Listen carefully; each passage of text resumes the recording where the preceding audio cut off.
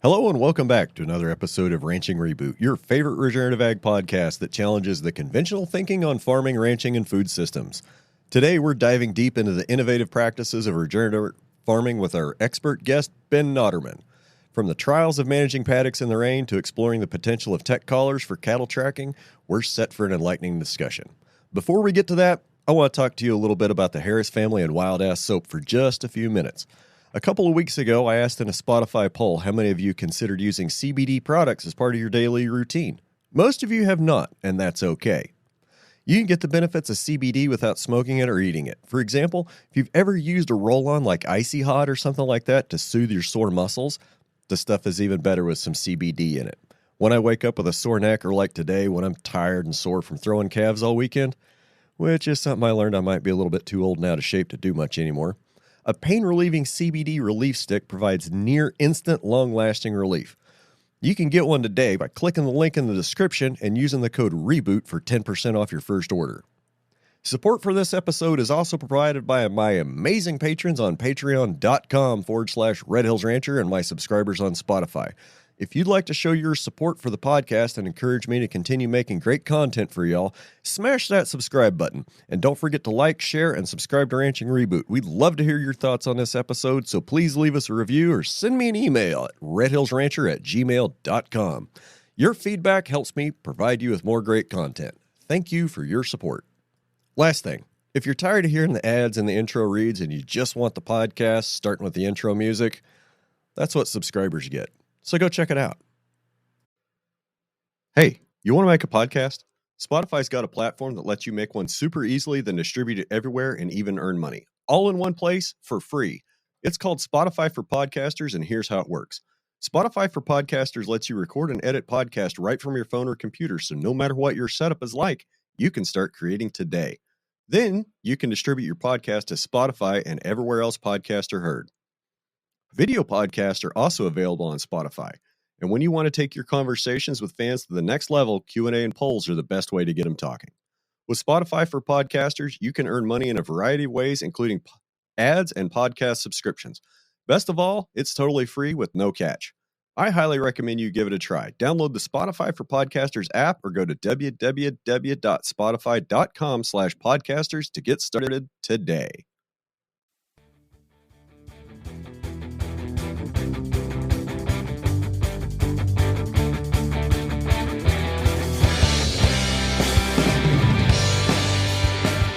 And that's a cool hat. Tell me about that hat. I actually saw it on social media somewhere. It's a barbecue company out of Texas, and I was like, I gotta have that. And I looked them up, found them, and bought it. And I've never used any of their spices, but I've got their hat because I thought it was cool. Okay, cool. I have to figure out how to get you a Ranching Reboot hat one of these days. Oh, I'd like that. That'd be great. Yeah, so how things been up there for you? Started off really dry and now extraordinarily wet, like challenging wet. Yes, I definitely feel that. So yesterday morning, I had to haul a couple to the processor, had some processor dates. And, when you got processor dates, they're not going to wait for you. They don't care that it's raining and that you had to go catch the cows. So I get out to the ranch, right? And, it had already rained a little over a half inch. I had my raincoat. I had my mud boots. I parked the truck. I looked at the weather. I'm like, we'll be okay for a couple hours. Go out and I'm getting this little group gathered, and it starts to rain. And of course, I have to get out and do some footwork and, to get them lined out and get them moving. Yeah. So anyway, the short end of the story is, I was totally soaked about 2 hours later by the time we had them sorted and in the trailer and headed to the processor. And man, it's weird to have it rain like that in the morning. Normally our rains come in at late afternoon, early evening, or overnight. It's not common to rain during the day. And what makes it really weird is I woke up and it was raining. It started about 4:00 this morning. We got another 285 this morning. Yeah. So Whoa. Yeah. I spent about a half hour this morning out driving around, went upriver and looked at the river, looked at the creek upriver. And I'm like, yep, there's going to be a big pulse of water come down the river. And I think we might get a little flood irrigation in the yard today, but I don't think it's going to come up to the house. Huh. It, On the sorry, go ahead. it just seems like it's either feast or famine with the rain. Like, we go through 2.5 of the driest years that we've in recorded history, and 7 inches of rain in June, almost 8, and now we've had over 3.5 for July. Kind of, oh, well, rain will sure make a bad manager look good, I guess. It can also make a good manager look bad if you don't manage, if you're not ready for it. That's what happened to me on the 4th. But we got like 2 3/4 inches here in a matter of 40 minutes. It was some heavy thunderstorms rolled through, and a couple of the groups I had them in a little bit too tight of a paddock. I didn't expect that much rain, and I'm gonna have to go throw some seed and give it a good long rest. Okay. Big brown streak. Okay, for the listeners, tell us where you're at and what it's normally like there. Sure. So we're in the northeast corner of Vermont. It's called the Northeast Kingdom. Where the town's Hardwick. It's like 3,500 people ish. So we get a fair amount of precipitation. I think we're in the 43, 44 inch range. Get a lot of snow in the winter, and it stays most of the winter. Rain usually in a quote unquote average year, you get a rainy day, 1 or 2 rainy days a week, and some overcast, and then some good sun. Grass grows like no tomorrow, which is nice. This year's been a little odd. May was dry and cold. Usually we get a lot of rains in May, and then the rain like turned on the 5th or the 6th of June, and it's just been going since. It's been wild. That's about when it started raining here. So are you the only other person I can think of I've had on the podcast from that part of the world is Morgan Gold. He's about 30 minutes from me, and actually he and I become friends over the last, I don't know, 6 months or so. So yeah, he's only 30 minutes from me or so. Oh, very cool. Well, next time you see him, tell him I said hello. I certainly will. All right. So tell me about your operation. What all do you do up there in Vermont? A lot of bit of everything, I guess. We're our 3 main enterprises on the operation are grass-fed, grass-finished beef. We have a pork production enterprise, which is pasture in the summertime, deep bedded pack in the winter. We feed it non-GMO grain, and we have an accidental flock of Coopworth sheep. Very accidental. Coopworth. All right. So how do you have accidental sheep? We inherited a flock from a friend who since passed away. That was I think we started with 6 ewes and 2 lambs, and we are now at 55, 56 ewes, and I don't even know, 50 odd lambs. They're like rabbits. They multiply. So, and that was 2016. We started with 6 ewes. Okay. Yeah. Is that enterprise working for you? Not probably not if we were solely going to the sale barn with our lambs. We're a we do most of our sales are direct to consumer, home delivery, pick up at the farm style, and also stores, butcher shops, that kind of stuff. So we're much more direct to consumer than we are in the wholesale livestock end of the market, if that makes sense. I mean, yeah, that makes sense. What kind of cattle are you running? We run Angus, Hereford crosses, so British breeds, some black nose Charolais, pretty much whatever I could find here in the country. Red, black, blonde, doesn't really matter. In this portion of the U.S., they're all red on the inside. Yeah, like customers really don't care what the wrapper looked like because they don't get to see it anyway. True. I not to take anything away from the CAB program, because it did do a lot of wonderful things for beef and beef marketing and for the Angus breed.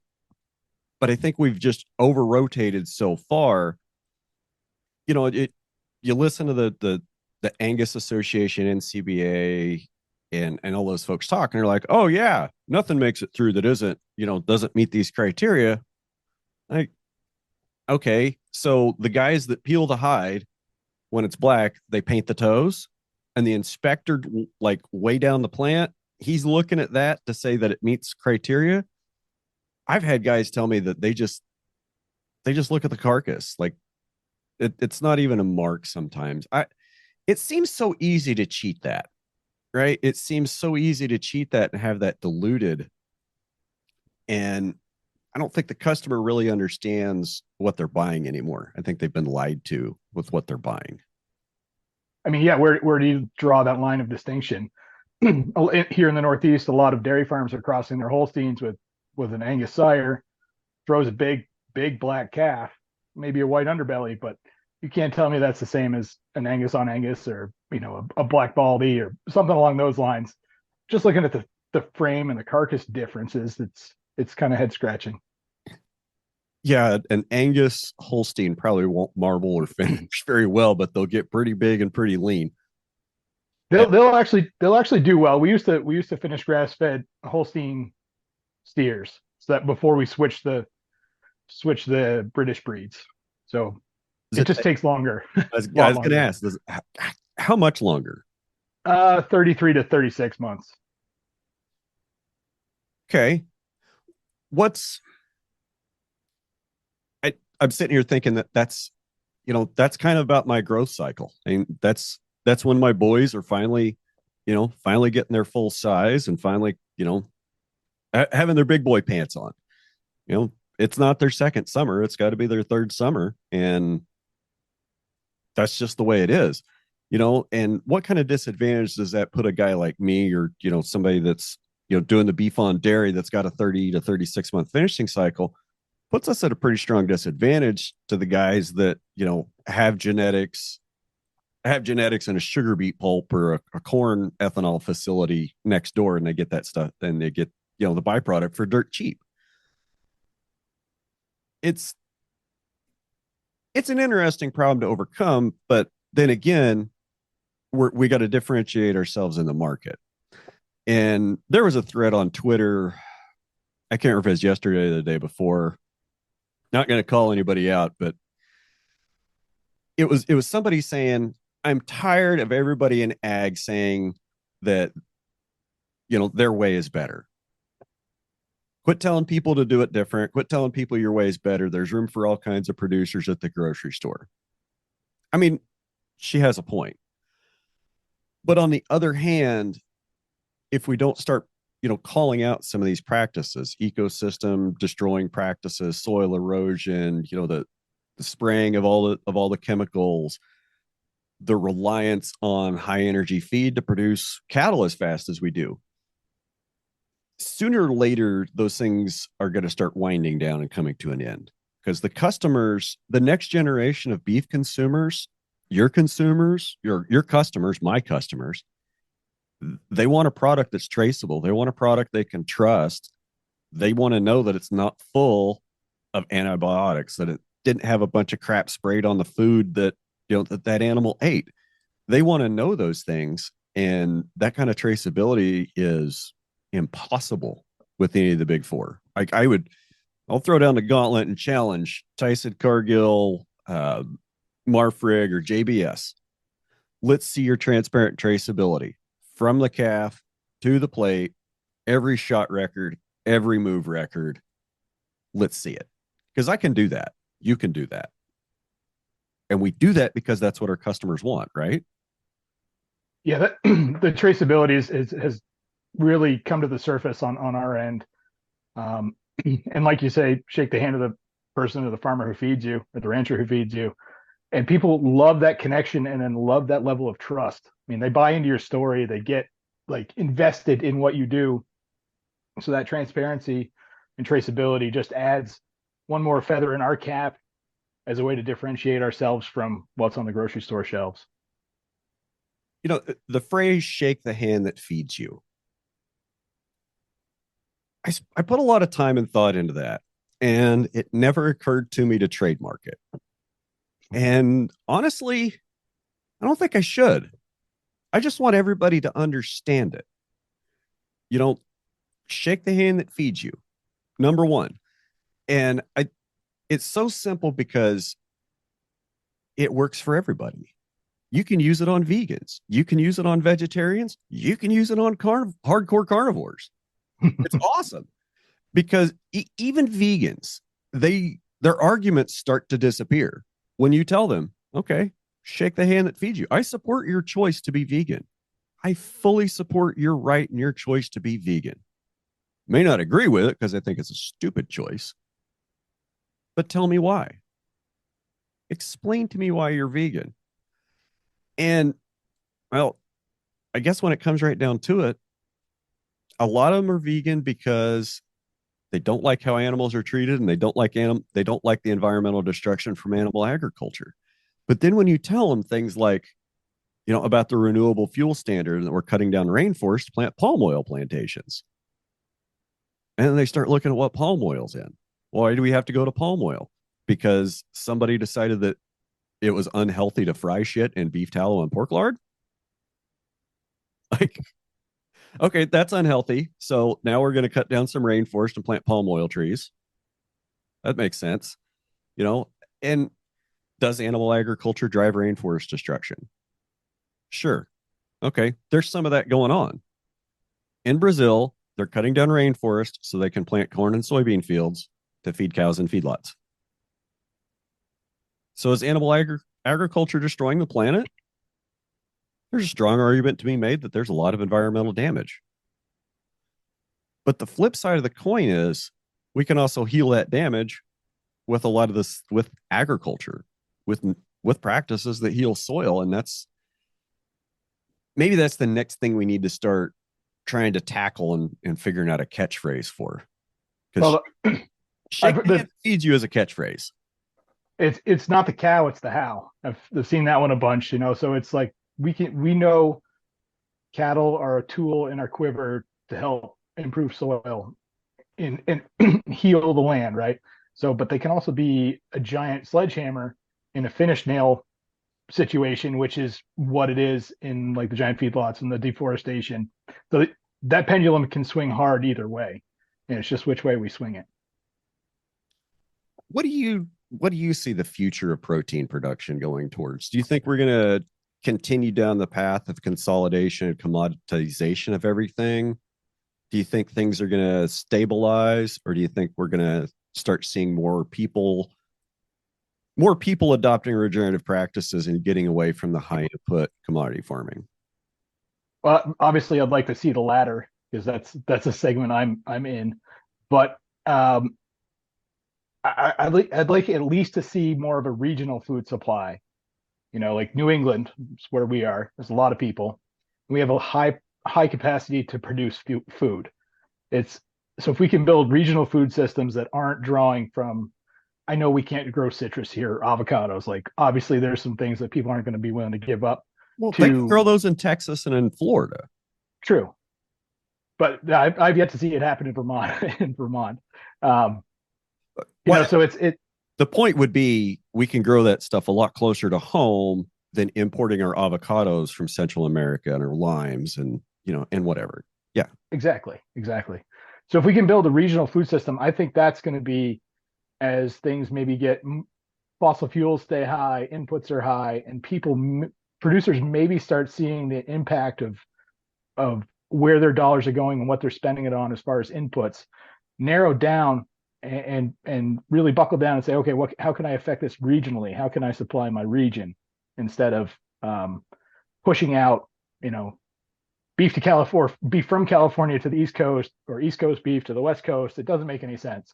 So if we can figure that out, I would love to see a more regional food system where the proteins we produce go, into Boston or New York City or some other metro area in between to end up on somebody's plate. That would mean the most to me, I guess, in a new food system. I think what we're going to have to do is we're going to have to build our new food system in parallel with the existing structures. Buying patterns tend to be set fairly early on in life. The same. Maybe I shouldn't say that. I'm having a hard time kind of expressing what's in my head right now. But it's like certain generations have different shopping patterns. and different spending patterns, right? Like, Mhm. the boomers have their places they like to go. The resorts, the grocery stores, the sporting goods stores, they have their place they like to go, which is different from where the millennials are shopping, which is different from where the Zoomers are shopping. And as we're seeing these buying patterns change, I think there's some legacy institutions and legacy businesses that are going to fail to adapt, and we're going to see them go away because they just can't adapt to the new paradigm of how the young people these days want to spend their money and who they want to give it to. You know, it's been funny. It's been funny over the last 3 years. Everybody had to stay home for a couple of weeks, and a bunch of people started working from home. And well, then Jeff Bezos, and Elon Musk start launching rockets. Well, people are pissed. Okay, they're billionaires. Well, how'd they get their money? Jeff Bezos makes his money by selling you crap on the internet. Everybody that bought anything off Amazon in the last 3 years should have absolutely nothing to say about Jeff Bezos launching a rocket because you are the problem. You are part of the problem. I am part of the problem. Like, I'm about ready to order some more shit on Amazon this afternoon. I'm definitely part of the problem, man. Not that I'm a big internet shopper, but I definitely ordered in the last 3 years. As we were getting ready for this really upset me. So about like 10 minutes before you showed up, as double checking my audio equipment, so made sure everything has worked. I picked up my headphones that I've had for less than a month, and they fall apart. $150 set of headphones. One of the ear cups just falls off. Plastic broke, screw came out. Like, I haven't abused these things. I haven't, like, they've been dropped once. I have them on I have a little cord keeper so it can't hit the ground. Like, it. So what do? I send it back to Amazon. I get in touch with the manufacturer. You know, they manufacturers don't care about building a good product anymore. And now I'm thinking of John Deere. Like, it's kind of clear to me that John Deere just exists to farm the farmers anymore. Parts and service have just gone so sky high, and you can't work on it. I mean, if you could, you probably can't get parts because global parts snafus. Anyway, I keep trying to get off track. I want to know. Tell me some more about your farm. Is it been in the family, or are you on leased land? What has your family been there for a while? Let's see. My folks bought this farm in '79. They started dairy farming in '74 in Bradford, Vermont, which is like a little hill town. Um, the type of place where their cows have to have legs shorter on one side and longer on the other side because the hills are so steep Okay. to walk crossways. I think they had 20 there. They bought the place we're on now in '79. I showed up around '82. So yeah, they milked cows till the late '80s. They got out before the dairy buyout happened. They saw the writing on the wall and said, "Okay, time to exit." They switched to registered replacement heifers. Um, did pretty well with that through the early '90s, and then everybody who got out in the dairy buyout were then allowed. The moratorium on cows on their farm was up. Everybody started on registered replacement heifers. Right. Moratorium on. So if they if Explain that. so I my understanding is if you went out in the federal dairy buyout program in the late '80s, there was 3 or 4 years you couldn't have any cows on your farm. You couldn't have any females on your farm.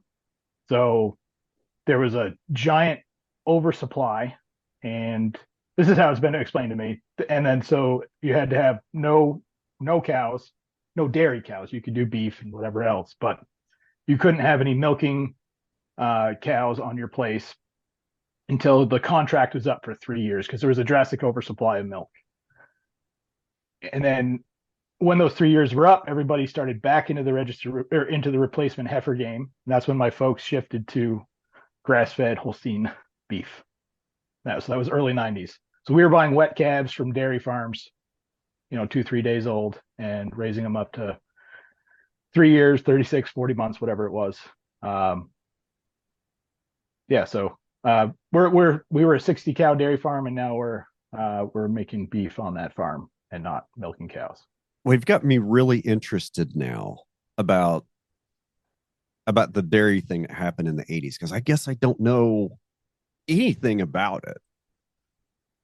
And if you can't speak a whole lot more, that's fine. And hopefully, I'll tell you what. If anybody's out there listening that knows and has like stories about that late 80s and early 90s dairy buyouts and moratoriums and market collapse, write into me, redhillsrancher@gmail.com. Want to talk to you because that sounds interesting, and I'd like to know some more about it.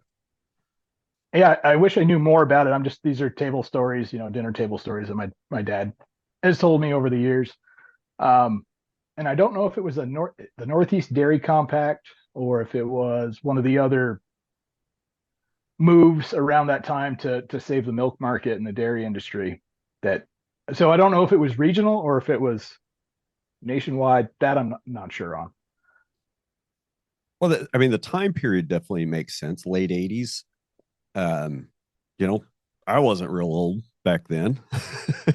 uh, but I do remember at least three, if not four dairies in my county. Small dairies, I probably, under 100 head. And even in grade school, primary school, I think it was maybe either second or fourth grade. We went and took a tour to a dairy that was not very far outside of town, and they're gone. And they've been gone since at least the year, well before the year 2000. So it would be interesting to talk to some guys that were around back then and see what really happened and what it was like to kind of navigate through. Well, my dad has told me story. My dad's now 84, so he's told me stories of the 20% interest in the 80s, and he's getting nervous looking at where we're at now and comparing it to then. So we're picking and choosing and being very careful and playing things very conservatively. My dad's not quite that old, but he's almost like very, very close. And he too remembers the 80s. He got his start in the mid 80s when money was super expensive. So, and that shaped a lot of the way the ranch is now. When he took it over, there wasn't money to go buy more land. There wasn't money to buy equipment because interest rates were, 15, 18, 20% for anything, even ag related. Um, yeah. So now thinking about that explains why some of the things were done in 84, 85, 86 and the way they were done. So I've said for years that, the reason the ranch kind of started as a custom grazing operation is because dad had pretty limited startup capital. And I'm just now kind of dawning on me that was in the mid 80s. And that's one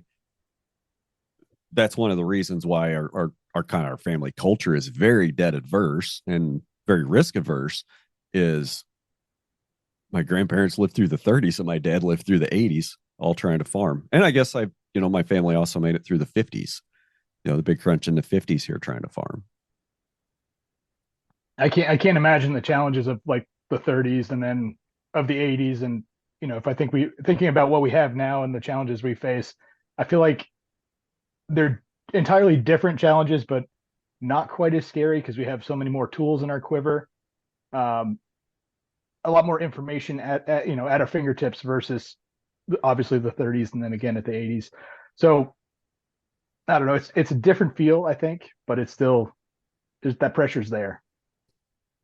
I think I think we're still in a time period that historians are going to look back on and say, the historians will look back on and reference, like the Dust Bowl, like the drought in the 50s, like the farm crisis in the 80s. I think we're in one of those right now. And I don't think that we're going to really realize it until we're a couple of years out and give it a name. Just a thought. Like things were too stable for too long in ag. Money was way too cheap, and that Yes. to rent, and I feel that has lulled a lot of operations into a false sense of security. And now the rubber meets the road, and you got to make some hard decisions potentially. And some of it is they've been kicking the can down the road so long. So the economy really collapsed in 2008. We had another bump in 14. And the economy was never really allowed to complete its collapse and reset because of the quantitative easing policies, which didn't really do a whole lot for guys like you and I, but it sure did increase the bottom line of a lot of folks on Wall Street and a lot of stock portfolios. I mean, it did wonderful things for people that had a lot of money invested in the stock market smartly. Not a whole lot for guys like you and me, but it did make money cheap.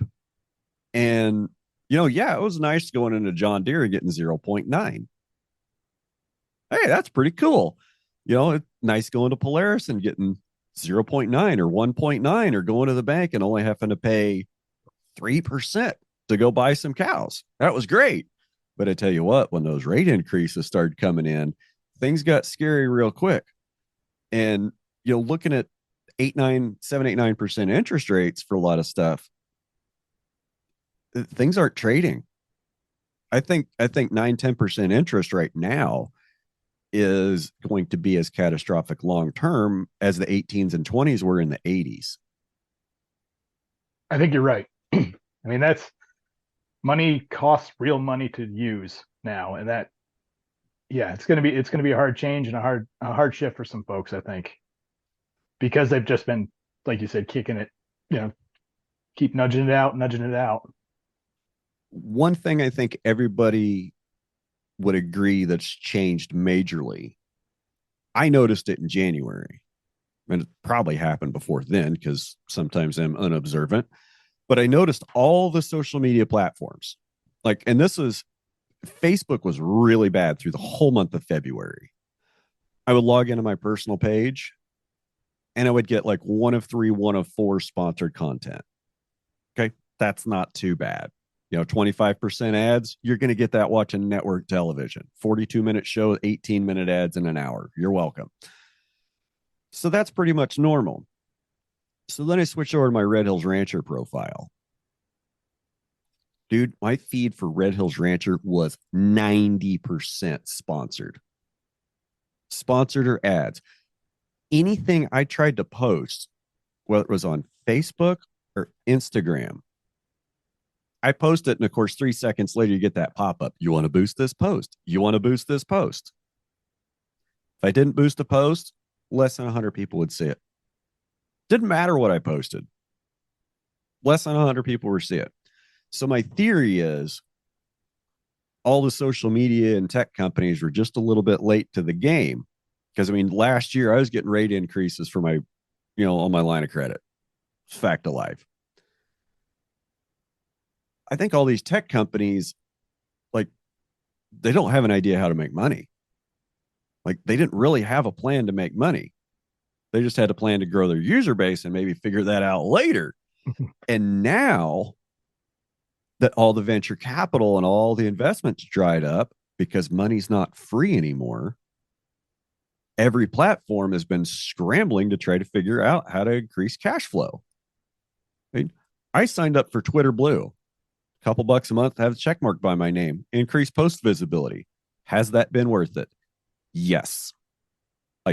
Do I feel bad about giving Elon Musk $8 a month for a blue check mark on Twitter by my name? Nope. I sure don't. I don't feel any worse than my $20 a month Chat GPT subscription that helps me write show notes. No, the tools are out there. We ought to use them. But anyway, so you grew up there in Vermont on the farm. So tell me about your young adult life, your education, how you came back to the farm. So graduated high school, went to University of Maine.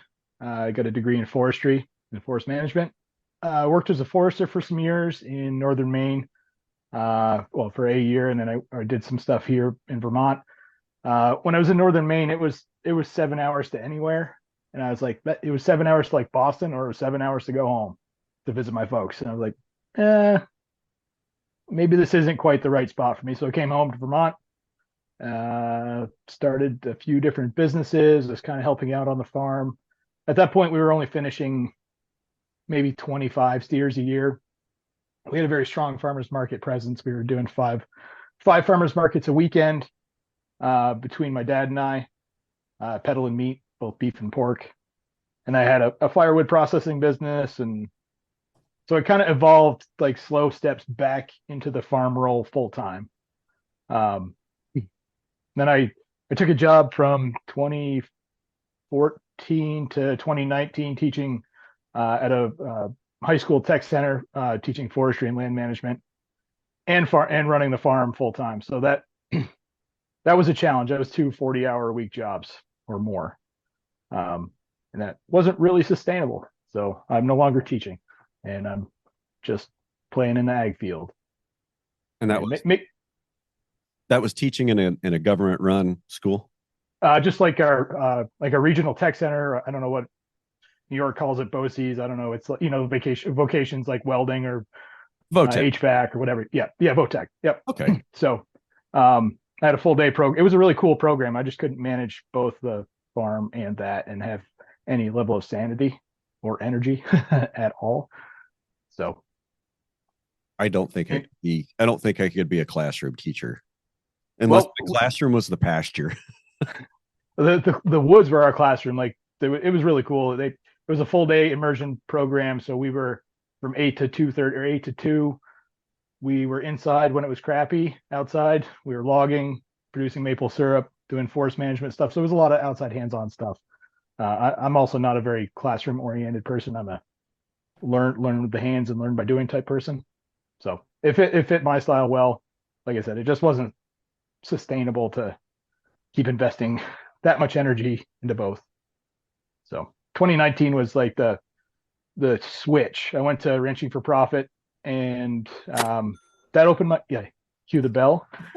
Sorry, I should have warned you. That really opened my eyes. Like I'm sitting. So one of the gentlemen in the class from Australia, he came up for this class and been through it a whole lot of times. It was the last class Dave Pratt taught before handing it off to Dallas. And this was 2019? It would have been February of 2019. Okay. So you were at the last one while Dave owned the company. And I went in the fall of 2019 to the first one that Dallas did after he bought it. Oh, no kidding. Yeah. Huh. So this gentleman, Nigel from Australia, who's a good friend of Dave, and down there they have Grazing for Profit, which is a similar sister school. I'm not even going to attempt the Australian accent because I'll get hate mail, and you might too. But he said, you're sitting on the fence. You've got the barbed wire jammed so far between your ass cheeks. He goes, you're on one side or the other, or it's going to cut you in half. Like, so that really stuck with me. And he said it much more eloquently, with the Australian accent and all. But so he's like, you're really in the middle. You need to get one side of the fence or the other. You're in or you're out. This half thing is really going to make you uncomfortable, which it was. So that was like the cue to really examine what I was doing and where I was investing my energy. And then I didn't renew my teaching contract for 1920. So that was the point. Okay. And then I imagine in March 2020, you felt really great about that decision. I would not have been able to teach forestry over Zoom. No way. So how do you teach a hands-on, like teach how to run chainsaws and skidders and big heavy equipment how do you do that via Zoom? I'm not sure that's even possible. So yeah, I as far as that goes, I stepped out at the right time. So yeah, I'll maintain 2019 was the last good year that any of us had. Well, sales were good in 20 and 21 and 22. So there were upswings to that time period. Yeah. Okay. I'm just thinking as a whole, like sure. Whole, yeah. Prosperity of society, prosperity of the country, how easy it was to get things. Yep. Get supplies and prices, especially prices. I mean, it seems like things have doubled in 3 years. I mean, I would agree. Not necessarily fuel, but parts, it seems like parts have doubled in 3 years. Food has doubled in 3 years. Um, so tell me why grass finished beef is important to you. And Well, we're we're a long way from any real sizable grain belt. So looking at our geographic area, what can we produce here, and what can I feed my critters here that is grown here, and it's not grain. So and what do we have a lot of is grass. So it was an economic decision before it was a um, like soil health or regenerative ag decision for us. So we've been grass fed since in the say early 2000s at the bare minimum with the wet calves. They did see milk replacers, so we weren't like true grass fed because they weren't nursing on their mother cow since we were buying wet calves. So there was a little bit of a few scoops of calf grain, not medicated, but just calf grain to get them to transition over from milk replacer to get their rumen going. And then once they were weaned, there was no grain. So say from what 8-10 weeks on, nothing. So it was we kind of had to blend it at that point as far as what we were marketing. Um, it worked, and we sold a lot of Holstein grass-fed beef that way. And then, so again, it wasn't that it was an economic decision at that point versus being all regenerative or whatever we want to call ourselves now. But now I've like the soil health and the grass production and the methods have really cued or piqued my interest, and that's kind of why I'm still doing it, along with the economic reasons. did you hear my conversation that I had with Hobbs that came out on the podcast? It's the current episode. I'm a week behind. If you didn't, that's fine. Um, he has a great quote. Our friend Patrick actually clipped this and has it on TikTok. Hobbs, toward the end of our conversation, he said, I don't give an F about soil health anymore. I don't care about it anymore. I don't want to hear about it anymore because soil health is just a teensy little part. It's just one of those benefits that happens when you graze properly and you manage your land properly. And I've been kind of thinking about that for about the last week. And he's right. It's still a target to hit, but it's not the end goal. Like there's no such thing as a soil health end goal because it's part of a process to see how good you can make things and how low input you can make things. Like that's the fun of regenerative agriculture to me. Like, let's see how little money we can spend and see how few of things we can do just with gentle nudges here and there to make this better. Exactly. I guess I'm kind of in the same camp then because I don't know all the minutia of what the microbes are doing and if they're doing this or making that. I'm not. I should be better or more knowledgeable at that, but I just look at what the ground is producing, what my cattle are eating. Does it look better than the last time they were there? Does it look better than it did last summer? So that's my measure of soil health is what am I seeing on the top? And if it looks like I want to eat it, well, the top is an indicator of what's going on the bottom. So like that is like the quick snapshot. Are we doing the right process? And I think in my mind that makes the most sense to me. Um, I'm sure there's interesting numbers to back everything up, but do our customers really care, or do they want to know that they're eating uh, really good grass, getting moved daily or very frequently, paying attention to erosion and all the other things on the surface? Do they really? I don't know if I could sell beef to a customer if I say, guess what the microbes are doing in the soil. Like there's that slight disconnect between the walking protein and what's going on in the soil in the customer's mind. Yeah, that's true. They'll, and I imagine there's customers that want to know everything. And there's some that are going to be happy and just take your word when you say, yeah, it's natural. It's grass fed.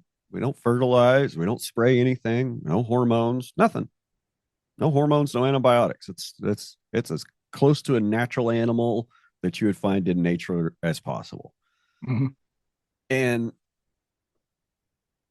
you know, there's a lot of big podcasters. I hate to throw out, I hate to name drop Joe Rogan, but he is one of them.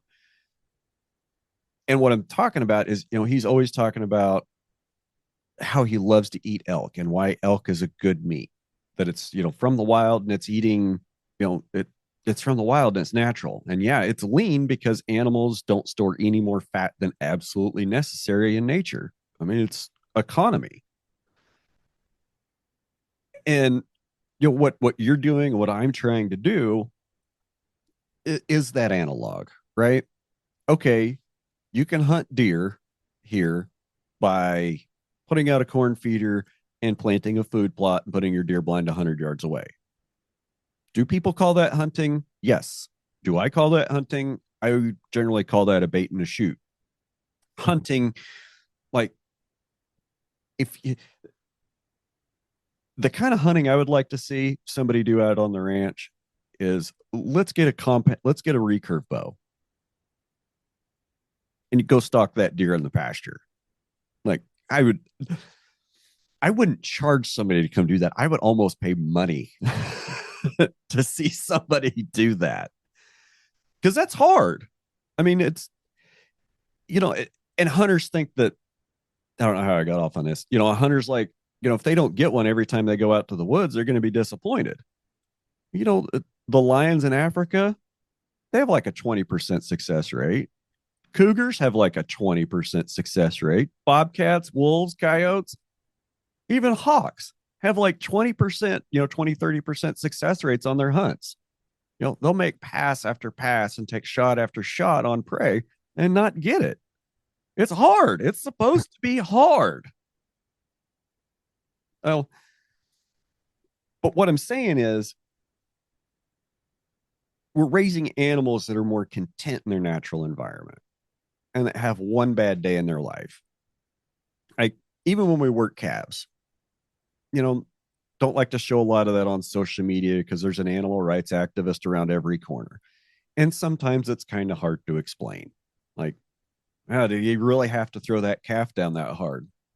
No, probably not. But we've been at this for 4 hours. Everybody's tired. The calf's a little stressy. You do what you got to do.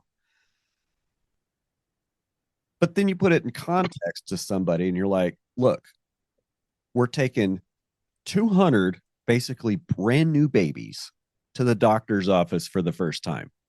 You don't think there's going to be a little bit of crying going on? Because it's going to happen. But taking our animals out of a pasture and putting them in a building or surrounded by steel, standing on concrete and hauling everything to them, that all they have to do is walk up to the feed bunk and put their head in and just go to town. That's not natural. I have a good idea of how you graze your cows. Like, you take your cows from the pasture, you put them in a trailer, you take them to the processor, right? I kind of am starting to have a problem with some of the larger, quote, grass-fed operations that's still a feedlot and you're feeding corn silage. Okay, fine. Technically, that's a grass, but we are not doing the same thing. And please don't try to tell me you are, because if you're feeding that animal silage and hay and it's still standing in a feedlot, you haven't done anything. You haven't moved the needle.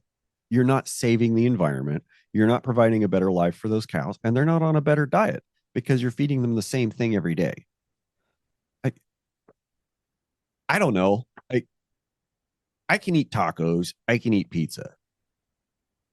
Even if you gave me a nutritionally balanced pizza that met all of my nutritional needs for the day, and that's all I had to eat for 4 months, I'd probably be sick somehow.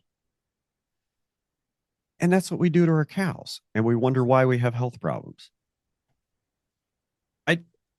What I'm saying is, I don't think it's healthy to eat the same thing every day, day in, day out, day in, day out, day in, day out.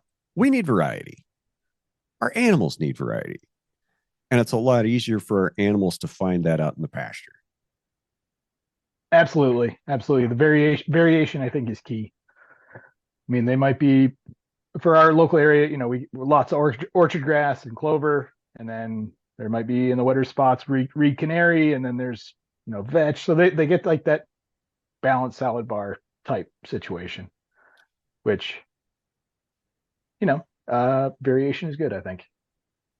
Are most of your I want to ask like what native pasture grass is in that part of the world, or is there any left? It's orchard grass. We're a heavy orchard grass area. Um, Red and white clover, purple vetch, that kind of mix. So um, we don't have a lot of fescue that hasn't made its way up this way. I don't know if it's the seed salesmen weren't as good, or who knows. But it's we our native pastures do really well, and it's predominantly orchard grass. There are some rye taking hold and gaining popularity here, like perennial rye, and then obviously reed canary. If you graze it early and often, it's pretty good before it gets to the real stemmy, stocky straw type situation. Sounds like I'm not familiar with orchard grass, and I probably should be. It's just not coming to me right now. That's the cool season grass, right? We're predominantly cool season, so our like early August slump is a pretty growth slump is a pretty big slump because we're predominantly cool season. And for me, August is when my warm seasons are headed into third phase, and they're putting up stems and seed heads and really building that root mass. And there's a point here. It's kind of around generally August, like late August into September, when it's hot, it's dry. My cool seasons are done. It's too hot for the cool season grasses and forbs, and the warm seasons are in phase 3 in stem and seed head. So like the nutrition kind of toward the end of the summer really falls off. But then as we get into fall, if there's any moisture at all in the fall, we'll get a green flush of cool season. And if we have a cool, damp winter, I don't have to supplement hardly at all because I'll grow just phenomenal amount of cool season grass. So that helps. So tell me what your winters are like. How tough is winter to deal with?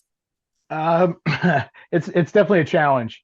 We can see temps down to -30, -40, plus wind at times, like when it's really cold. January is typically like January, early February, we'll see 20 below nights, and sometimes stretches where it doesn't, just gets to 0.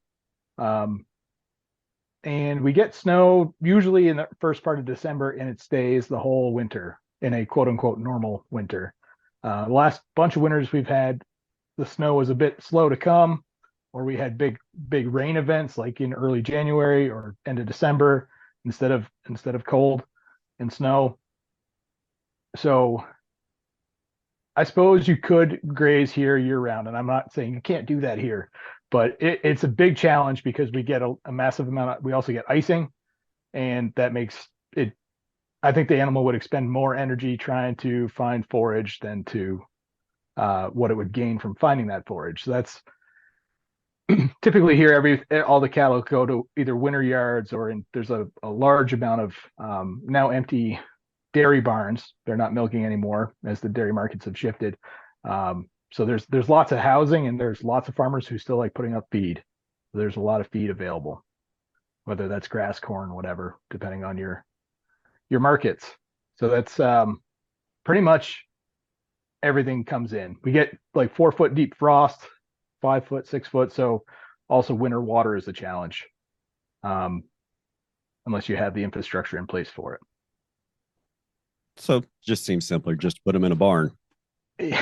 As far as the operator goes, absolutely. Yep. Okay. All right. Are you ready to talk about your collars? Sure. All right. Yeah. Where do you want to start? I don't know. So I have the No Fence virtual collars. This is a trial test project, or a pilot project here in Vermont. with obviously No Fence, the Lintelak Foundation, the Dairy Innovation Center. So I got approached and said, I was asked, is this anything you'd be interested in trying? And I went, absolutely. Let's see if we can make this work. So right now I have 64 6 weight calves, or yearlings, I should say, with the collars on. And it's so far so good. So I didn't seek this project out. It kind of fell in my lap. We're known for doing things a little bit outside the box and willing to try off the wall ideas at least once, if not twice, and see how it shakes out. So I was approached by Dan Smith, who's in the Dairy Innovation Center, and a former grazing specialist, Kimberly Hagan here. She's at UVM Extension, or formerly with UVM Extension, have a larger scale pilot test here. So kind of just fell in my lap, and we're running with it now. Okay. And you've had how long? Sorry. I actually just looked at our grazing chart. We turned them out on May 21st, and that was after about 5 days of training in a training paddock. So they started grazing with the collars on May 21st. So pretty new. Okay. So something like 7 weeks in. Yep. 6 weeks. Yep. Okay. So you said a training paddock. Right.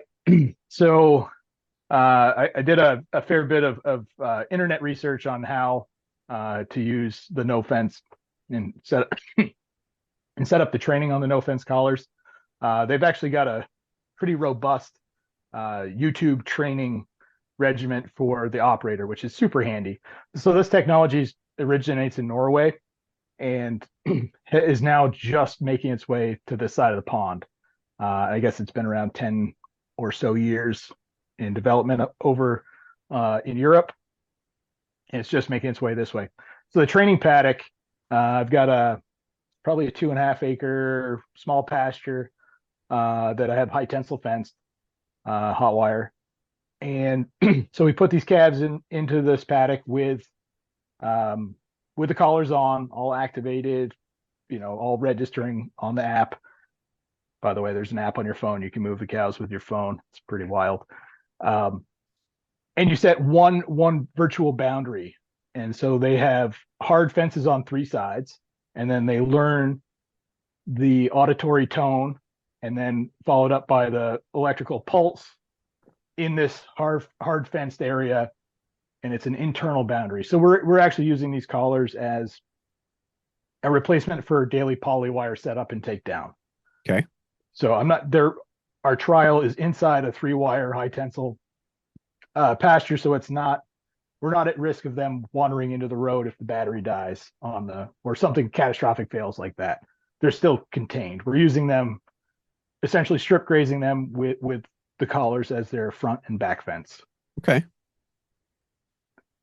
So just to kind of go back, it sounds like it works pretty similar to some of the other ones I've heard of on the market where, it's a device they wear around their neck. Yep.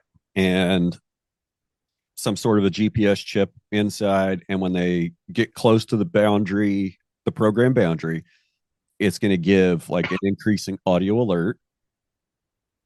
And then if the animal continues and challenges the boundary, it gives a shock. That's right. And you just said it way better than my long-winded diatribe there. Yeah. So there's as they approach the virtual fence line or the boundary line, they get, like you said, an increasing auditory tone, and it gets pretty loud and annoying. So once they learn like, oh, this loud annoying noise is followed up with something that really doesn't feel that great on my neck, they rarely get to that shocks excuse me, to that shock zone. So the first few days watching I had to turn all the notifications off on my phone, because if you don't, I mean, they have a very robust app platform for your phone, but it was like my battery died in a matter of like 3 hours. Like it's a fairly newish iPhone, right? So battery lasts all day. it died in 3 hours because it was getting so many push notifications. It was like caller 43 whatever is outside the boundary, or got shocked again, got shocked again. This was during the training phase, and so I was like, okay, gotta limit that. But it was only 3 or 4 days of intensive learning for them before they realized, like, okay, when I hear that noise, I shouldn't go any further. And that is just like the dog, dogs learn it on the invisible fence type situation. The cattle have really learned it, and I feel like they're almost more tempted than a dog because their food is right on the other side of this virtual boundary that they maybe don't understand why they can't go get that blade of grass. So it definitely works, which is interesting to see. I was a little bit skeptical, like whether it would work in our application, but it has worked so far. Okay. Well, I remember we spoke once kind of during that training period, and you said it wasn't going well. I'm like, well, that's fine. We'll circle back in a while and see how Yeah. it's going. Um, so my personal anecdote, when I started first year I did strip grazing, 2019, right? And I did it I kind of did it as a challenge, and I did it as a favor for a friend because he called me, like everything just lined up. He called me, he's like, "Hey, I got 125. I need somewhere for him to go." And I'm like, "I got a place if you'll let me move them every day and jam them in real tight." And he goes, "I don't care. They just got to go somewhere." So I brought them out, and they were supposed to be there for like 120 days, 120 head, 120 days, and 250-acre pasture. Yep, we're gonna be moving every freaking day. And the first week was really rough.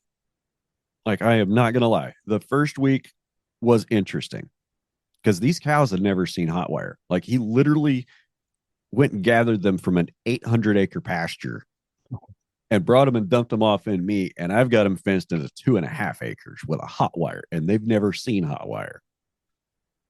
That's a steep learning curve. We, I wouldn't even say that we had a lot of wrecks. I would just say we had a lot of cattle that didn't want to respect that hot wire the first, week or two.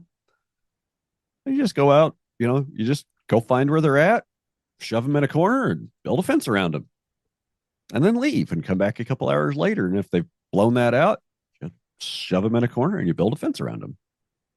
Just did that for 8 or 10 days, and then I didn't have any more problems. But then in 2020, I broke another group of cattle in to doing daily moves. After you figured out the tricks to doing it once, the second time it gets a little easier, right? But then when we started teaching them bat latches, those automatic gate timers, it took them probably 8 or 10 days to figure that out, moving once a day. So I'm kind of having a theory. I think a cow needs to see something between 10 and 15 times before they understand it.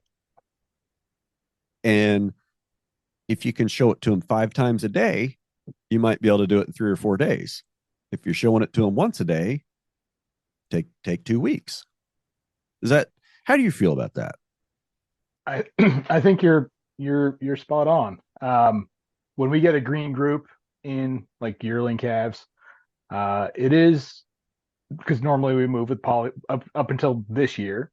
With that group on that piece of property, we'd be doing daily moves with polywire, and it can be a real struggle. I almost feel that it's worth holding one animal back, like that one leader cow that really understood the program last year, even if they're not in the same category of size. If you have a way to have that animal be the leader, you can probably cut that time in half. So there's one animal that was in our program the previous summer, got the daily moves, and if there's one animal that understands the program, the other ones seem to latch onto them and gain that knowledge much faster than if it's an entirely green group of animals that have never had daily moves before, or might be a put together group from different calf producers. So you have that other dynamic of like not a cohesive group yet. But if Right. there's that one animal who's brave, takes one, and then everybody else just seems to follow. So I played with it both ways. I've had wrecks and I've had disasters, and then I've had really smooth transitions. Um, I think your time frame is pretty on point. And just doing, some more thinking. There's times where I'm only moving every 3 to 5 days. Sometimes 2 to 4, sometimes 3 to 5. In fact, when we get done with this, I got to go move a couple of herds. When I'm breaking in, and I've been really spoiled because I've got a group of customer cows that have been on the ranch since October of 2021.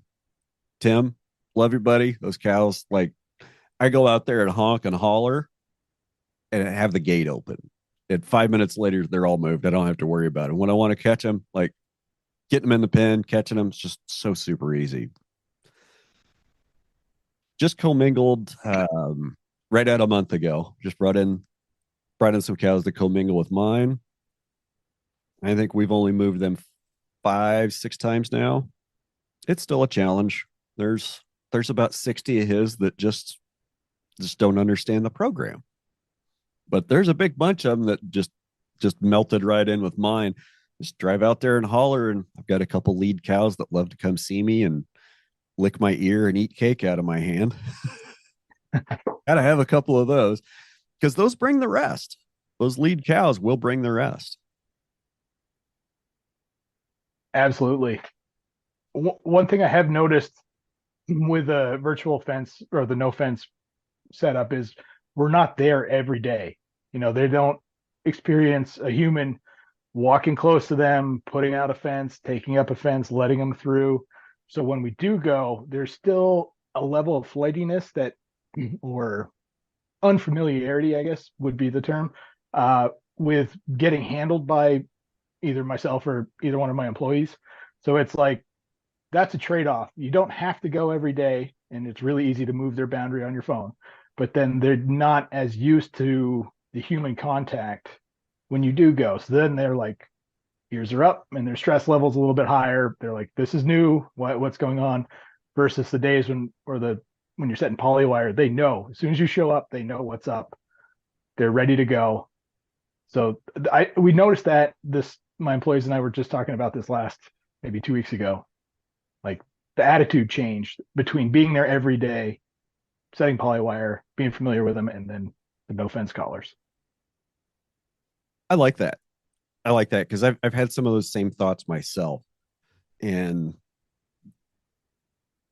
part of the magic of cows is the connection between the human and the cows. And when you're moving daily, you're out there in the polywire moving them. I mean, and they don't have anywhere to go. It's not like it's a 100-acre pasture where they can run to the back corner if you're doing something they don't like. And over time, setting up and breaking down that polywire, they get really used to you. And one of the reasons that I went to bat latches is a training thing. I didn't want them to associate us building fence with them always getting moved, right? And call it kind of an experiment. But when you're out there the same time every day to set up your polywire, the cattle get trained and they'll stop doing what they're doing. They'll stop eating and look at you because they know you're there and they associate you're there. We're getting ready to go get food another place in the next 15 minutes. When you get them out of that habit and just in the habit that you're going to come out, in front of them, be setting up polywire in front of them, or taking it down right behind him. And then you leave for a couple hours and then the bat latch does its thing. They don't stop. Like I noticed them stopping grazing less when we were inconsistent with our fence building times because we were moving off the bat latch. Does that make sense? Yep. So do you have a time of day that you like to move your cows? I know everybody says the highest sugar contents in the afternoon, which I probably would agree with, but it doesn't fit our schedule. We typically move in the morning just because that if you have a wreck or something goes wrong, you got all day to fix it. It's not at 4:30 and you want to be done at 5 and you have a 2-hour wreck you have to recover from. So we typically go in the morning just for ease of if something goes sideways, we've got time to fix it before like everybody wants to be done for the day. So we typically go in the morning, and that just fits in with our very manic style of all the things that we have going on, packing meat orders, doing home deliveries, servicing butcher shops and stores with orders. So it's like you have to balance the when do I move? Is it the ideal time? Because if you've got a whole bunch of orders you need to get done, and then you have a wreck and it's 3-4 hours before you can get back to say filling those orders, that might throw off the delivery time for the next day. It always seems to snowball and get out of control if I go later in the day. Okay, I get that. And I was just kind of wondering if anybody's ever actually done a study between moving cows at 8 a.m. and moving cows at 2 p.m., if there's any differences in daily gain. I don't know. That would be interesting. And just thinking about it, though, almost makes my brain explode. Like how to design that study, because it needs to be as similar as possible. Like you need to have, two groups of very similar animals, two groups of extremely similar forage to try it, or more. And the problem with replicating what you and I do, the problem with studying regenerative practices is we don't remove all the variables. We try to work with the variables, right? And when you're talking about crop science or animal science or soil science, they want to remove all the variables so they can control everything and know exactly what had effect on its result. And I think that the world's just too complicated for overall. Reductionist science works in some places, but the farther you zoom out, the more it breaks down. I would agree with that. It would be very tricky to accurately measure that and compare. Yeah, it would be tricky to have two of the exact same things with the only variable being time or time of day. But there is also something to be said about, every time you move cows. I mean, if you move them at 10, you move them at 2, or you move them at 6 p.m. Every time you move cows, they walk to that new pasture and they put their head down and go to eating, even if they've already been eating all day, even if they're already full. It seems like whenever you move them somewhere new, they're going to eat no matter what, and they're going to refill their rumens. So some of the arguments about moving 4 times a day, you're encouraging them to eat way more than they need and bypass that out. And I think that's great. It's very difficult for me to get 4 times a day on most of my property. Just, you mentioned your neighbor's cows earlier, that they had to have legs shorter on one side than the other. I've got some pretty steep hills that are like that, just hundreds and hundreds of acres that, yeah, it grows grass, but it's a 35-degree slope. You can't even hardly walk up that. You wouldn't even want to ski down that, And yeah, there's grass growing on there. And it's kind of fun when we do burn or have a wildfire, because before the fire, you'll just see the hillside and it'll just be a steep hillside with grass. Then after it's burned, it looks like there's stair steps. There's just cattle paths, going across the elevation. So they use it, but I could kind of feel the need for cattle with shorter legs on one side because of some of the hills we have. But if they leaned over too much, they wouldn't be able to stand up straight in the wind, and they just go to Nebraska from here. In the spring flush, we do move twice a day just to cover more ground, get those first bites on everything. So up until like June 10th, we're moving, all of May and the first week and a half. In June, we're moving twice a day. So at which point I go, I don't really want to move twice a day every day for the rest of the season. That's a lot of moves. I'm kind of still in a rapid move mode. I know it doesn't sound like, 3 to 5 days is really rapid, but my stocking rate's 40% of normal. I mean, it is what it is, right? It is what it is.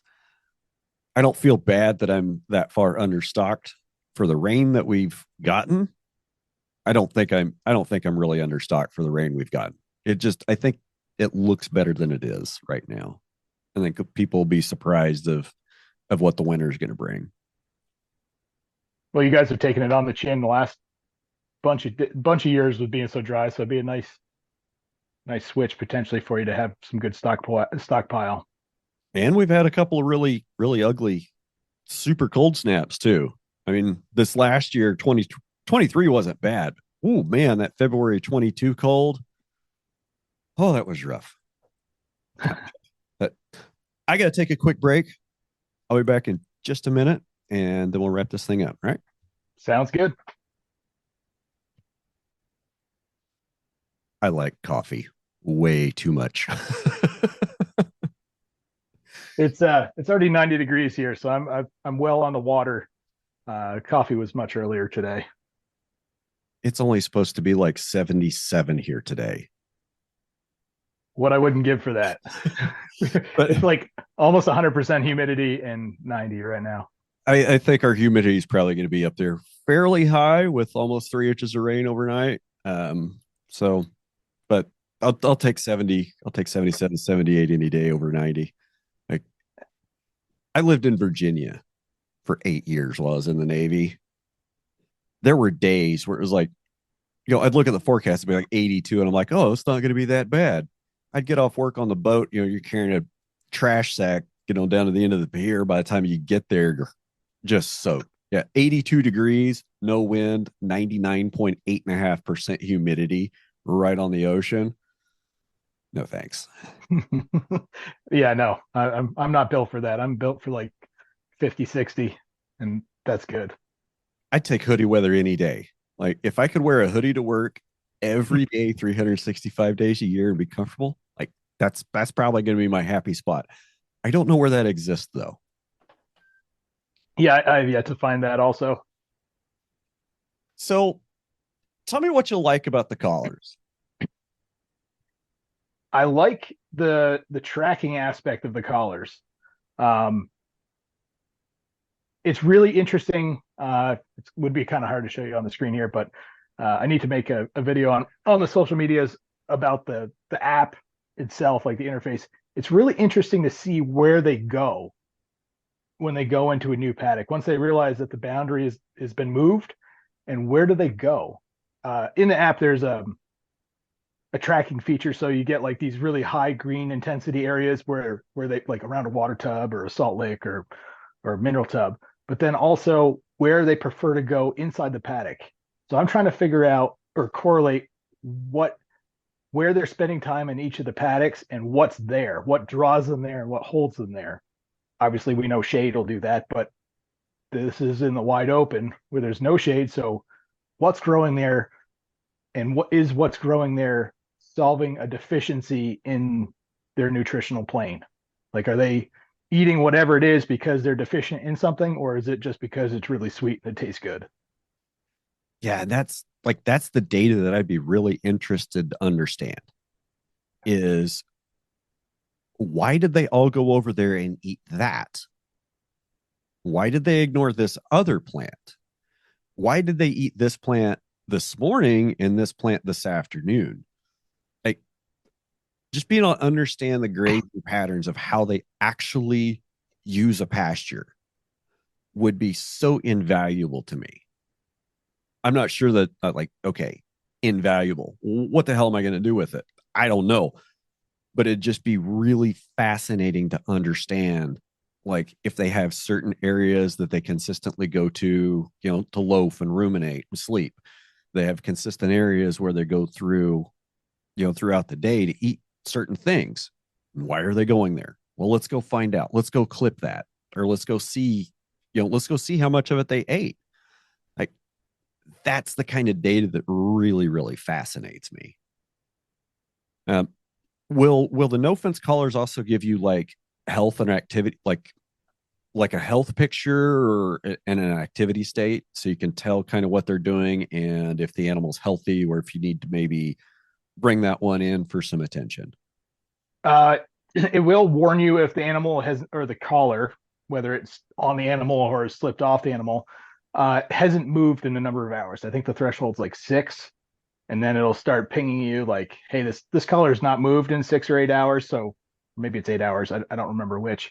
So either you have an animal that is no longer uh, walking and maybe injured, or maybe heat stressed out, or whatever, or they've slipped the collar.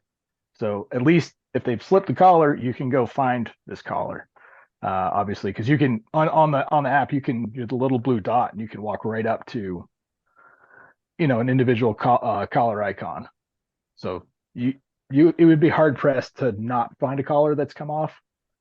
As far as the health goes, um, I don't think they're quite at that level yet. As far as it would be cool if you could go and say what's their temperature, they run into fever. So there is a, I'm guessing down the road that'll be a feature. I don't know how they would do it. I'm not a techie type person. I'm just a kind of a luddite when it comes to that stuff. But it would be really neat if you could see if if Kind they're of a running a luddite, fever. but you're moving cows on your cell phone. Yeah, modified luddite. Yeah. um, yeah, that's a good point. So, uh, um, it would be neat to see in the future. Like, are they off, or as far as what they're doing for activity, I don't think they're at the level of being able to identify that on the from the collar yet.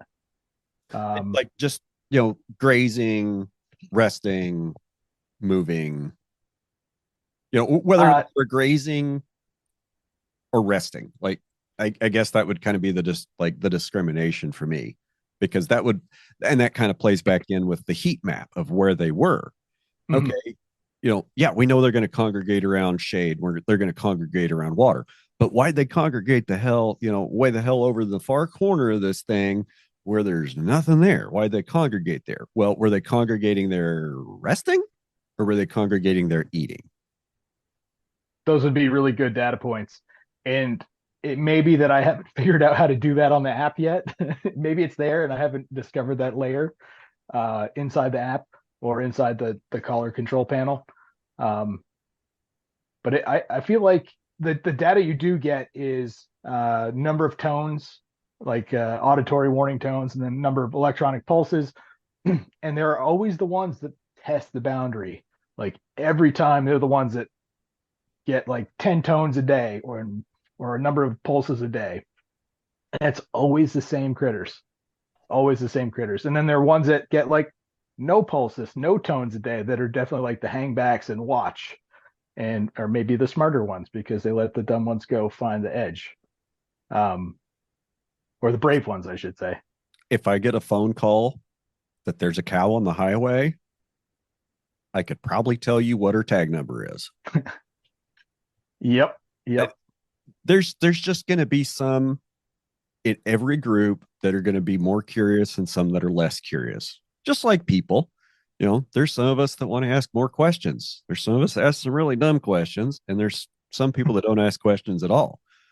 And there's going to be cows that challenge that stuff. And the cow that I'm specifically thinking of, she's what I'd call a 4-iron cow.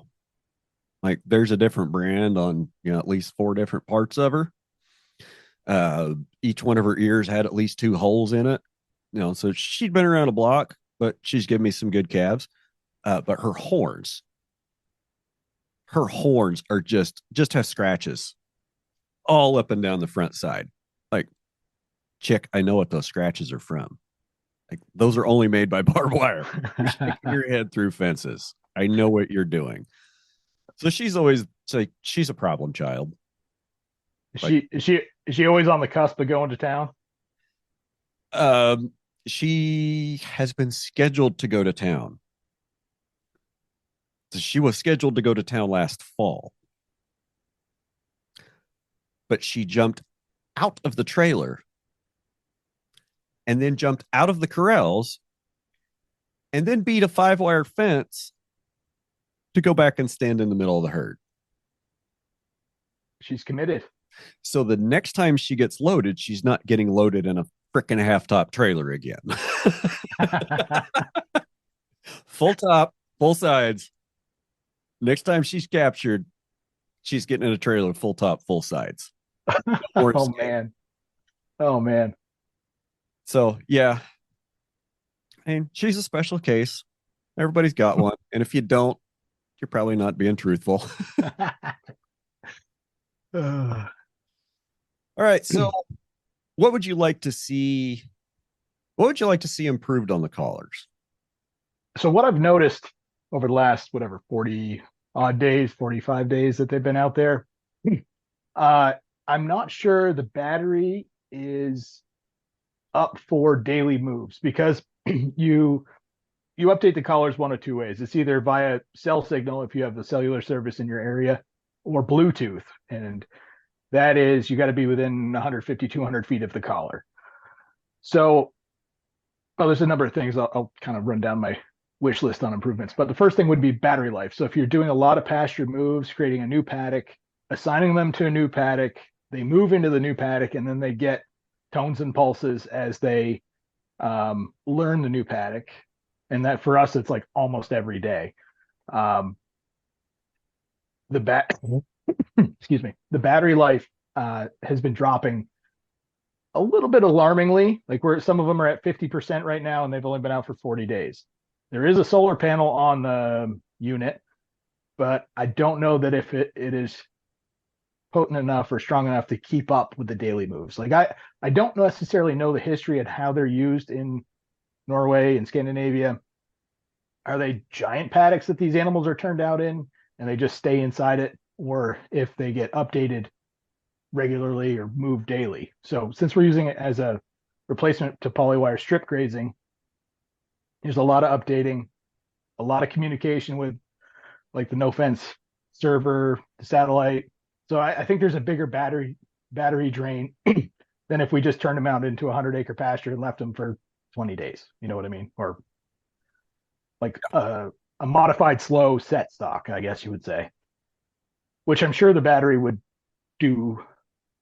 weather much better than the daily updates. So not to bring in another brand name, Mhm. but there are a couple other brands of these collars out Sure. there. This isn't necessarily like a sales pitch for No Fence or anything, or No. others. But that's always been one of the things that I've seen with the collar system or the collar systems is, yes, if we're going to try to use them as a replacement for polywire, battery life could be an issue. And for me, where I see the use case for these collars would be for somebody that's got that lives in the foothills of the mountains. Okay. That's got some lower country that they're at, maybe in the winter, and they've got the high country that they're at in the summer.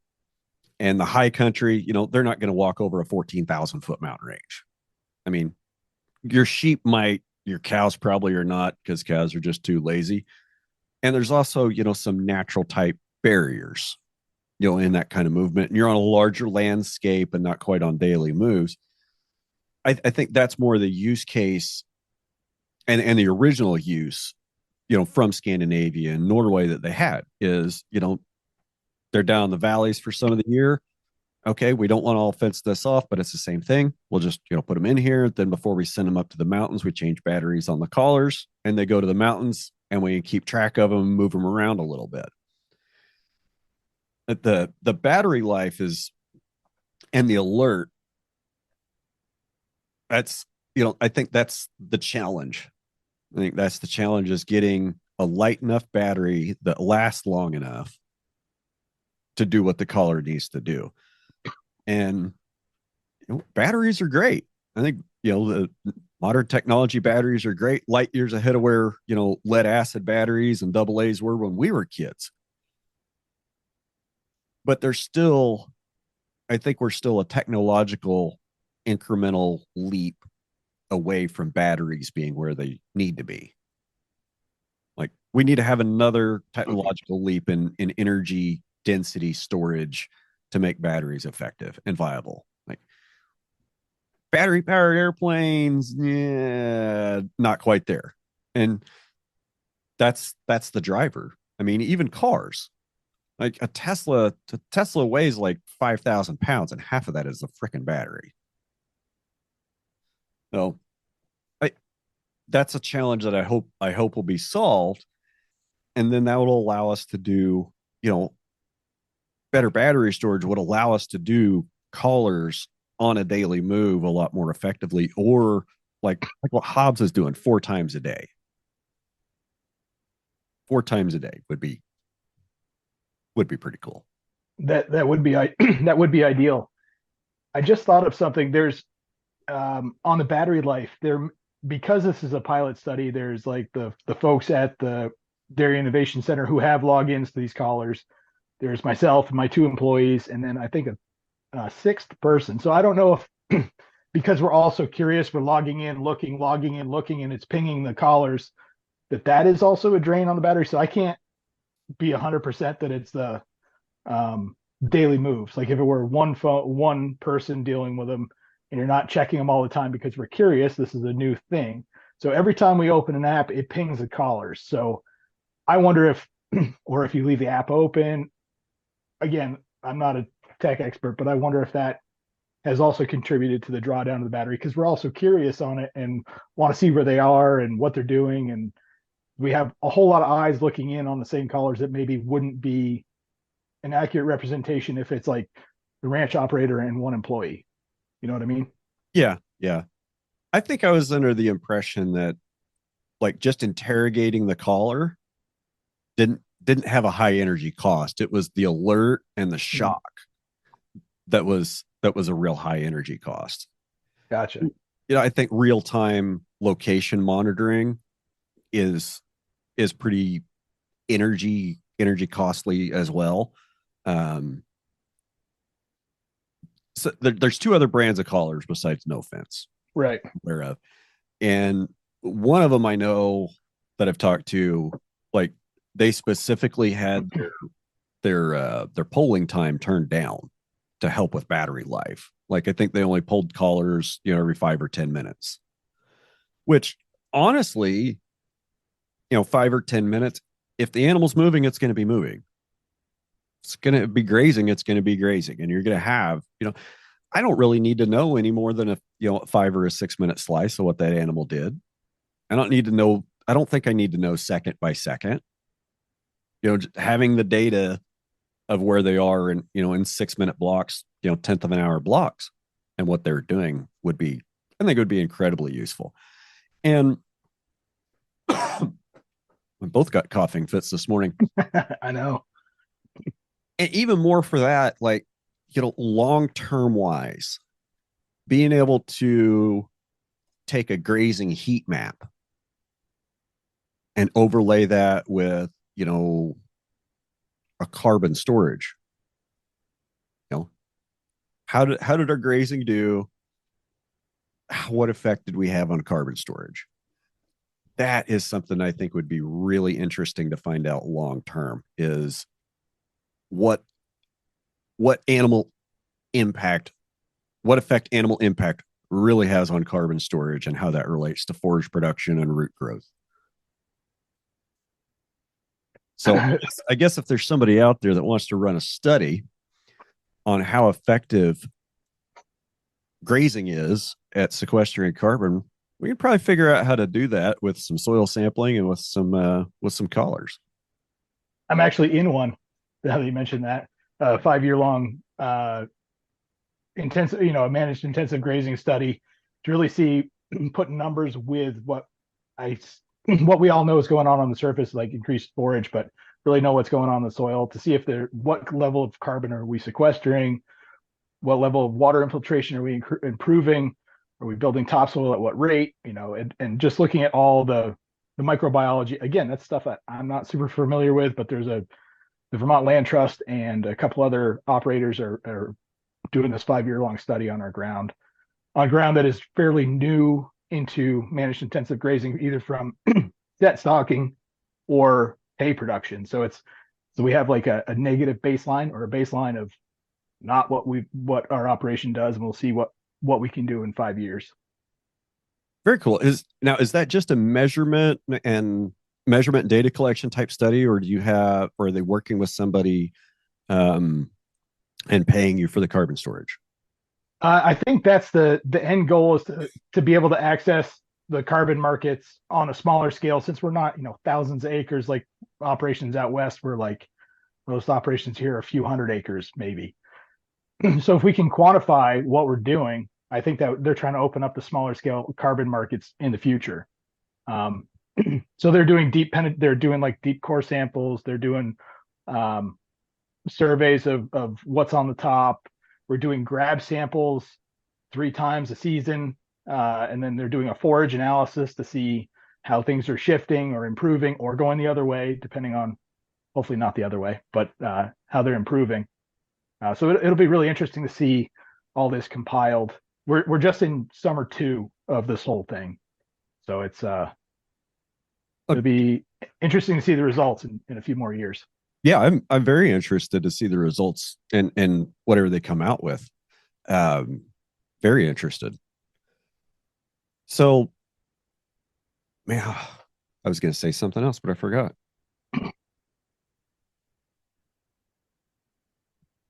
Anyway. Those rabbit trails disappear, right? Yeah, they disappear. My phone's been blowing up. I've got, a cow drug salesman and banker both been calling me. It's like, guys, just leave me alone. Give me another 30 minutes here. I'll call everybody back. I promise. What would you change about the callers? What do you want to be? What would you want to be different?